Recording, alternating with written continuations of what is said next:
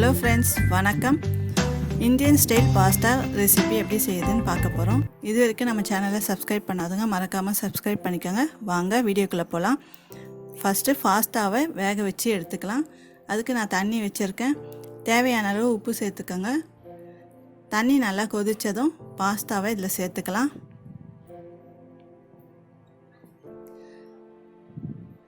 Pasta நல்லா வேகணும்.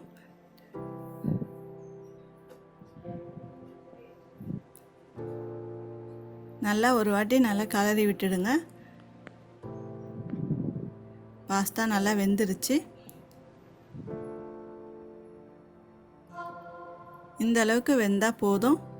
நான் ஒரு பேன் வச்சுருக்கேன். இல்லை 4 ஸ்பூன் எண்ணெய் ஊற்றிக்கலாம். எண்ணெய் நல்லா சூடானதும் இஞ்சி பூண்டு பேஸ்ட், இது நல்லா பச்சை வாசனை போகிற அளவுக்கு வதங்கட்டும். பாருங்கள், நல்லா வதங்கிடுச்சு. 2 பெரிய வெங்காயம் பொடிசாக கட் பண்ணி இதில் சேர்த்துக்கலாம்.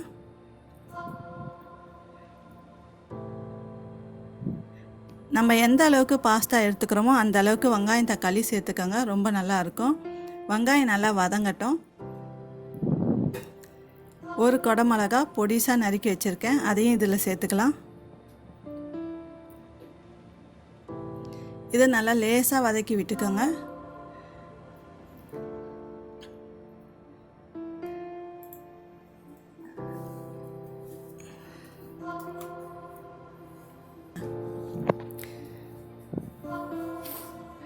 ரெண்டு தக்காளி பழமாக எடுத்துக்கோங்க, அதை நல்லா பொடிசாக கட் பண்ணி இதில் சேர்த்துக்கோங்க.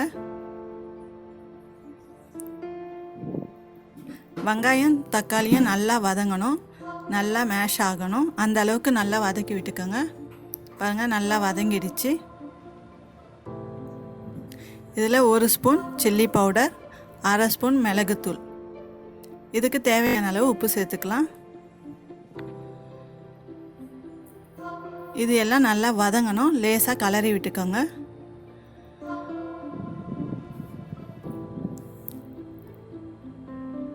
இந்த அளவு கலர்னா போதும். இதில் டொமேட்டோ சாஸ் 1 ஸ்பூன் சேர்த்துருக்கேன். 1/2 ஸ்பூன் சோயா சாஸ்,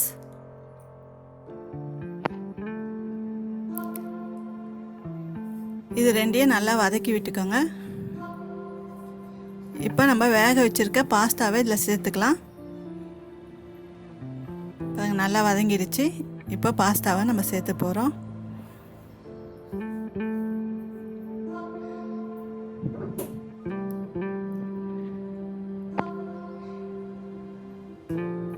இதை நல்லா கலரி விட்டுக்கோங்க.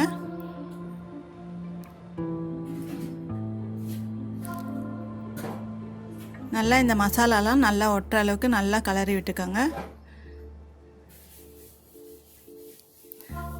பாஸ்தா ரெடி ஆயிடுச்சு. இல்லை வாசனைக்கு கொஞ்சமாக கொத்தமல்லி இலை தூவி விட்டுக்க போகிறேன். பாருங்கள், நல்லா கலர்ஃபுல்லாக வந்திருக்கு.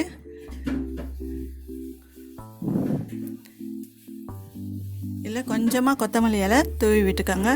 நல்லா வாசனையாகவும் இருக்கும், நல்ல கலராகவும் இருக்கும்.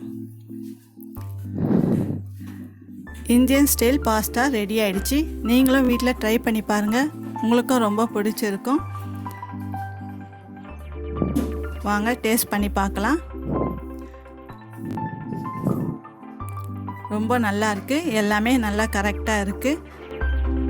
பிடிச்சிருந்தால் லைக் பண்ணுங்கள், கமெண்ட் பண்ணுங்கள். மறக்காமல் குக் வித் லக்ஷ்மி சேனலுக்கு சப்ஸ்கிரைப் பண்ணுங்கள். தேங்க்யூ.